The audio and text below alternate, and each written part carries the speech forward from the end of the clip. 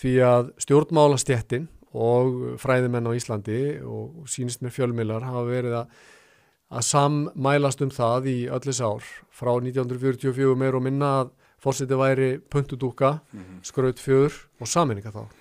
Ólafur Ragnar hefur hrakið það með rökum og ef við lesum stjórnarskrána þá sjáum við að hann hefur alls konar vald til þess og honum ætlað að vera svona aðhalds- og eftirlits maður. Og hérna, þetta henni pólitísku stétt ekki þóknarlegt og þau vilja þessuna jaðarsetja forsetann og liður í því var kannski að fá inn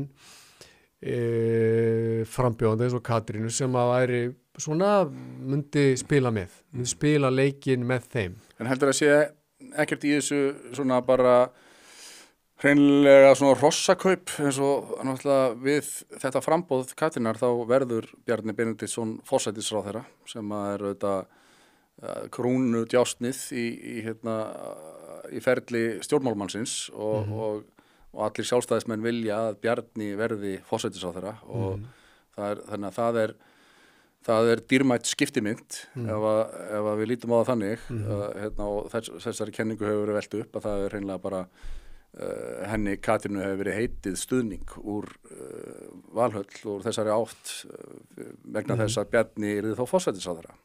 Já, það kann að vera. Ég hef séð nógu langt inn í innviði stjórnmálanna á Íslandi til þess að ég trúi í rauninni bara nánast bara öllu sem að gæti farið þarna fram. Ég meina þetta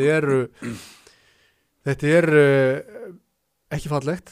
Þetta er ekki allt fallegt. Ég vissum að menn fara inn með góðar hugsjónir og góðan vilja en menn í raun og veru sýnist mér selja sálu sína dálítið þarna inni fyrir pólitískan frama, fyrir þá vona fá svona framgang innan flokks, fá að verða ráðherra einhvern tímann, fá einhverju embætti, vera í svona skjóli valdsins. Þetta er það sem við erum að horfa á og allir sjá. Fá að þjóna þessu kerfi og þessu valdi frekar en að þjóna almenningi.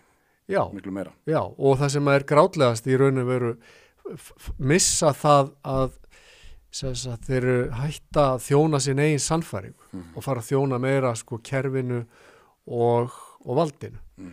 Þannig að maður sér þetta hvernig í stórum málum bara menn þramma eftir flokkslínunni. Málum sem eru í rauninni kannski ekki endilega svona opbóðslega pólitísk, heldur kannski bara siðferðileg, þá þramma menn eftir flokkslínu sem segir okkur að þetta gæti verið einn skýringin.